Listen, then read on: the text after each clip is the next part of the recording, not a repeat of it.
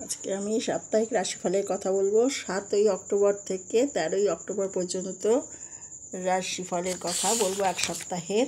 এই সময় গোচরে রবি বুধ আছে, রবি বুধ কেতু আছে কন্যা রাশিতে, আর চন্দ্র শুক্র আছে তুলা রাশিতে, রাহু মীন রাশিতে, বৃহস্পতি বৃষ রাশিতে, শনি কুম্ভ রাশিতে। গ্রহগণের এই গোচরে অবস্থানের পরিপ্রেক্ষিতে আমি আজকে সাপ্তাহিক রাশিফল শুরু করছি। শারদীয়া নবরাত্রি চলছে, যা আগামী সপ্তাহে শেষ হবে। সাপ্তাহিক রাশিফল থেকে জেনে নিন কোন কোন রাশির ব্যক্তিরা কর্মজীবন এবং আর্থিক বিষয়ে বিশাল সুবিধা পাবেন।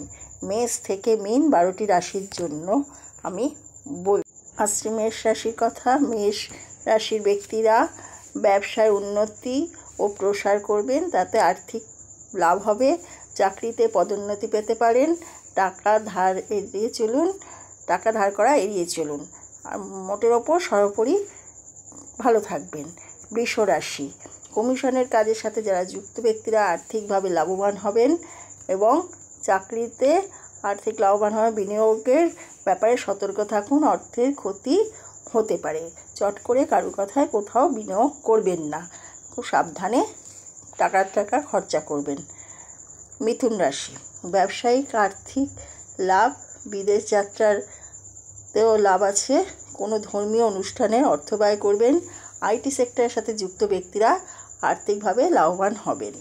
এবার আসি কর্কট রাশির কথা। আপনার ইচ্ছা অনুযায়ী চাকরির অবস্থান পরিবর্তন হতে পারে। চাকরিতে পদোন্নতি। ব্যাংকিং চাকরির সাথে যাতে যুক্ত ব্যক্তিদের চাকরিতে সমস্যা হবে, বকেয়া টাকা উদ্ধার হবে। সিংহ, সম্পত্তি ক্রয়ে অর্থ ব্যয় হবে। সামাজিক যোগাযোগের মাধ্যমে যুক্ত ব্যক্তিরা আর্থিকভাবে লাভবান হবেন। স্বাস্থ্য সংক্রান্ত সমস্যায় অর্থ ব্যয় হবে। এবার আসছি কন্যা রাশির কথায়। হাসপাতাল ও চিকিৎসা ব্যবসার সাথে যুক্ত ব্যক্তিরা আর্থিকভাবে লাভবান হবেন। শেয়ার বাজারে বিনিয়োগ করে আর্থিক লাভ পাবেন। নতুন গাড়ি কেনার ক্ষেত্রে অর্থ ব্যয় হতে পারে। অর্থ সংক্রান্ত সমস্যার সমাধান হবে। তুলা রাশি, যারা সরকারি চাকরি করছেন তারা আর্থিকভাবে লাভবান হবেন। যারা চাকরি খুঁজছেন তারা চাকরি পেয়ে খুশি হবেন। পরিবারের সাথে ভ্রমণ হবে। বাজেটের মধ্যে কাজ করুন, অতিরিক্ত খরচা বন্ধ করুন। এবার আসছি বৃশ্চিক রাশির কথায়। ব্যবসায় সামান্য মন্দা, কর্মজীবনের দিক থেকে সপ্তাহটি শুভ বলা যায়। চাকরিতে পদোন্নতি পাওয়ার সম্ভাবনা আছে। চাকরিতে বড় দায়িত্ব পেতে পারেন। এবার আসি ধনুরাশি, আইনি বিষয়ের সাথে যুক্ত ব্যক্তিরা আর্থিকভাবে লাভবান হবেন। আপনি যদি নতুন ব্যবসা শুরু করতে চান তবে এই সপ্তাহটি অনুকূল। শেয়ার বাজারে বিনিয়োগ, আর্থিক লাভ, চাকরিতে উন্নতি। এবার আসি মকর রাশির কথায়। পর্যটনের সঙ্গে যুক্ত ব্যক্তিরা আর্থিকভাবে লাভবান হবেন। বিপণন ক্ষেত্রের সাথে যুক্ত ব্যক্তিরা আর্থিকভাবে লাভবান হবেন। ধার দেয়া এড়িয়ে চলুন। এবার বলছি কুম্ভ রাশি, অর্থ সংক্রান্ত অসুবিধা দূর হবে। সকল কাজের সাথে যুক্ত ব্যক্তিদের আর্থিক লাভ হবে। চাকরিতে পদোন্নতি হবে। এবার আসি মীন রাশি, অর্থনৈতিক অবস্থা শক্তিশালী হবে। চাকরিতে আর্থিক লাভ। টাকা ধার দেওয়া এড়িয়ে চলুন, অসুবিধায় পড়তে পারেন। খুব সাবধানে সপ্তাহটি চলবেন। এইভাবে আমি আজকে 12টি রাশি এই সপ্তাহের বললাম। দেখবেন যে ট্রানজিটে যেই ফলগুলো আমরা পাই, আমাদের লগ্ন থেকে এটা হয় না, এটা রাশি থেকে হয়। চন্দ্র যেই ঘরে আছে সেই পরিপ্রেক্ষিতে এটা আমরা গণনা করে দেখেছি যে তার পরিপ্রেক্ষিতে ট্রানজিটে গোচরে আমরা চন্দ্রের ওপর নির্ভর করে গ্রহগণ যেই ঘরে আছে সেই ঘরে আর অন্যান্য রাশিগুলো সেই ফল পেতে থাকে।